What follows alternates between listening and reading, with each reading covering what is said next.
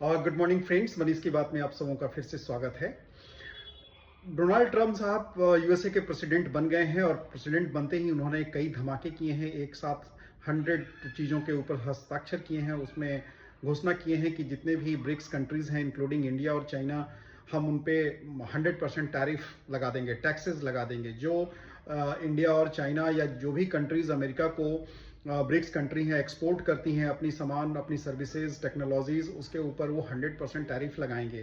तो इंडिया और चाइना वाले केवल अमेरिका को सामान ही एक्सपोर्ट नहीं करते हैं, वो डिफ्लेशन भी इंपोर्ट करते हैं। डिफ्लेशन का मतलब हुआ कि कीमतों का जो सामान की जो कीमत है वो काफ़ी कंट्रोल रहती है, काफ़ी कम रहती है। एक्चुअली इंडिया और चाइना में मैन पावर बहुत है, सस्ते लेबर अवेलेबल हैं, इसलिए कोई भी सामान बहुत सस्ते में बन जाता है और उसी तरह वो एक्सपोर्ट होता है। तो वहाँ भी अमेरिका में भी बहुत सस्ता अवेलेबल होता है। अगर अमेरिका खुद से वो सामान बनाए तो वहाँ पे मैन पावर इंडिया और चाइना जितना सस्ता नहीं है। उनको उसी जो कॉस्ट आज समझ लीजिए कि इंडिया और चाइना से जो चीज़ें एक्सपोर्ट होती हैं $100 में आज वहाँ मिल रही होंगी, तो अगर खुद से अमेरिका बनाएगा ना तो वो 120 और $150 में मिलेगी, क्योंकि वहाँ उसकी बनाने की कीमत काफ़ी बढ़ जाएगी। तो ये घबराने की बात नहीं है, ये उन लोगों को समझ में आएगा। वे लोग अभी नया नया सब चीज़ है तो दिखा रहे हैं कि हम ये कर देंगे, हम वो कर देंगे, लेकिन जब उनकी पब्लिक को समझ में आएगा कि इनके आने से हमारी महंगाई काफ़ी बढ़ गई, इन्फ्लेशन काफ़ी बढ़ गया,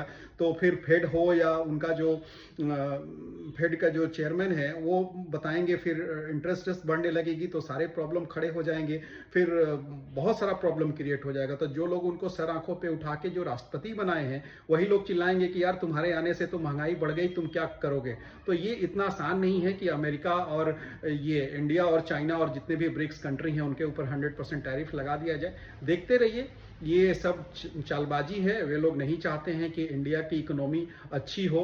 वे लोग कोई ना कोई इन्फॉर्मेशन देके इंडिया को नीचे दिखाने के लिए और ये सारे चाल चलते रहते हैं। तो इससे कुछ नहीं होने वाला है। इंडिया का जो अपना मेक इन इंडिया थीम है और जो इंडियंस अभी काम कर रहे हैं, जो हमारी इकोनॉमी वर्ल्ड की सबसे फास्टेस्ट ग्रोइंग इकोनॉमी बनी हुई है, वो बनी रहेगी और हम लोग आगे बढ़ेंगे। ये सब चीज़ों से कुछ नहीं होता। ये टाइम बिंग के लिए मार्केट में थोड़ा क्रिएट किया गया है सब चीज़ें। तो मार्केट गिरा है, फिर से उठेगा। आप लोगों को घबराना नहीं है। अपने पैसे को जब भी मार्केट गिरे थोड़ा थोड़ा पैसा टॉपअप करते रहिए, डालते रहिए, और जैसे मार्केट भागेगा, मार्केट को तो भागना ही है। कहा जाता है ना, आदमी हो या मार्केट, जाना तो ऊपर ही है। तो मार्केट ऊपर जाएगा, ये तो तय है। समय समय पे ये सारे न्यूज़ आते रहते हैं और कुछ कुछ हलचल होती रहती है। तो सही है, मार्केट एक दिशा में तो चलता नहीं है, ऊपर नीचे तो होना इसका स्वभाव ही है। तो हम लोगों को अपने टॉपअप को देते रहना है, अपने इन्वेस्टमेंट को जारी रखना है, इससे थोड़ा भी नहीं घबराना है। कोई भी कुछ भी कर ले, इंडिया को बढ़ने से कोई नहीं रोक सकता। तो अगर मेरी बातें आपको अच्छी लगी तो ज़रूर मेरे चैनल को लाइक कीजिए, सब्सक्राइब कीजिए।